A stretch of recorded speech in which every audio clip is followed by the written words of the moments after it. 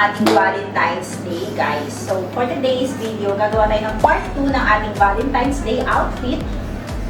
Kasama ng ating mga new arrival, guys. For example, may outfit for today. So, ayan. Ano na niya, guys? We have black and red color for this outfit. So, tara, i-text natin.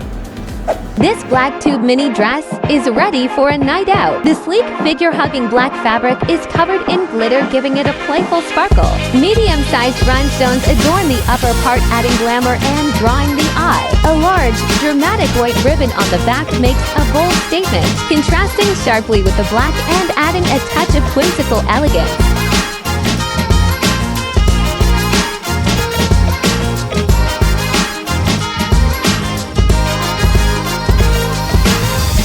Ayan, as I told you, meron nga itong red color, guys. Ayan, red or maroon, guys. Ayan. And then, ang ganda ng fabric na ito, guys, kasi ano siya, pa-velvet.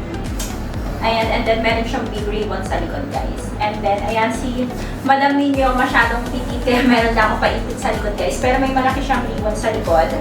And then, we have small, medium, large. Ayan, large size.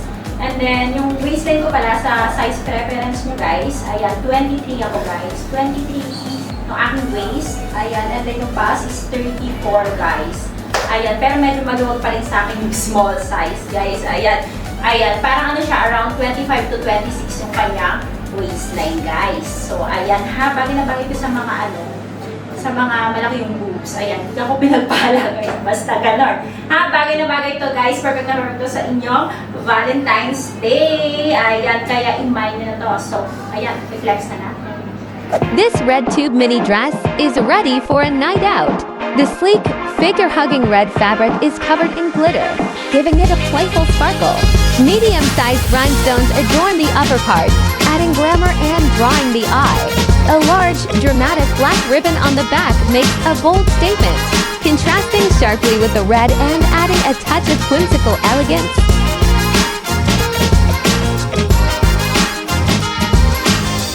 Ayan, pinili ko yung hindi masyadong bongga naman kasi super bongga ng ating outfit number 1 and outfit number 2. So guys, kung may pupuntahan kayo hindi naman sobrang classy na event, ayan, morning, ayan, pwede ito, guys. Ayan, and then bahala na kayo mag-wear ng inyong footwear.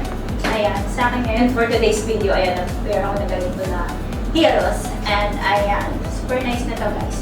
Super comfy, and we have black and brown color of this design. And then ito yung kanyang back heels. Ayan, we have small, medium, large size na to, guys. So, kung bet nyo to, panoorin nyo to. This brown bodycon mini dress is flirty and modern. Its off-the-shoulder design and cutout detail add intrigue. While the bodycon fit and mini length create a confident, playful silhouette, the brown hue is versatile and chic.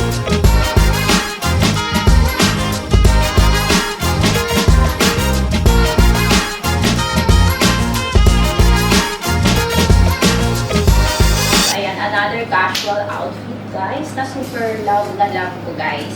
And kasi ayan, guys, perfect na perfect pa sa ating weather dito sa Philippines. And ayan, comfy. Ayan, sa age ko na to, guys, mas prefer ko na, guys, comfy na mga outfit, guys. Like this outfit. Ang ganda niya. And then may facility sa kanyang back.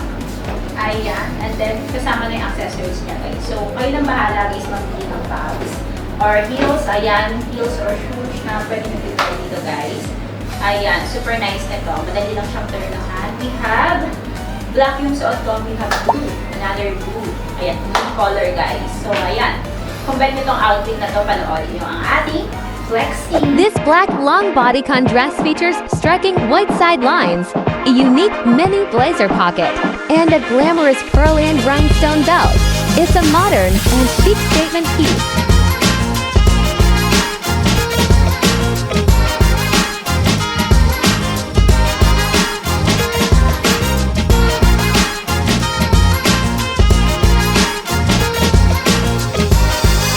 Ay, yung nakita niyo yung suot ko palang heels kanina, $799 lang to, guys. And super comfy na, guys. Ayan. Super comfy, hindi siya masyadong mataas, guys. Perfect na perfect sa mahabang nakaran. And then, ayan, adjusted yung kanyang strap, guys. Ayan, we have 36 up to 40 na size, guys. And kung gusto nyo bilhin yung aking shoes, ito yung kanyang Guys, option din yung prep outfit sa mga dates. Ayan, kung pwede mag-prep. So, this is one of your option. Ganda niya guys, yung Arriva. Triple set na to guys ha. Included na yung knitted, ayan. And then yung top with necktie, and then yung knitted skirt guys. So, perfect ito from small to large frame guys. So, ang ganda niya. Ayan, pwede na magpa-prep guys. So, ayan, i-flex natin. This cozy gray knit set features a sophisticated brown necktie, accented with a timeless accessory, for example, brooch, pendant. A collared white striped long sleeve adds a touch of classic contrast.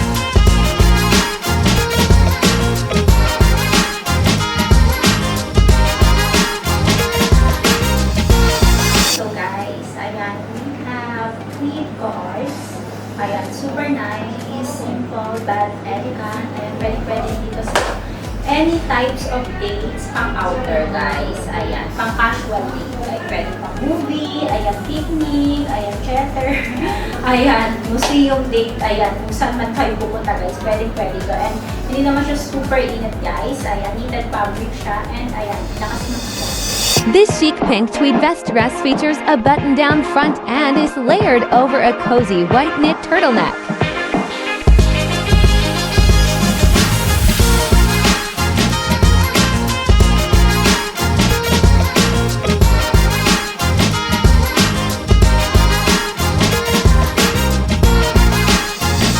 For our last outfit, so itong outfit na to, pinili ko to dahil most of mga dates na pupunta sa mga malalamig na lugar like Baguio or magta-travel, kaya kayo ng boyfriend nyo mag-travel, ayan. So, swerte nyo naman, sana all.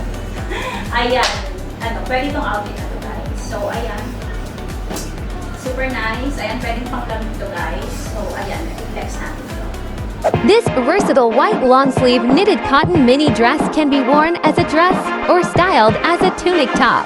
The soft knit fabric offers comfort and a clean, classic look features gopher sleeve trim and brown belt cinches the waist.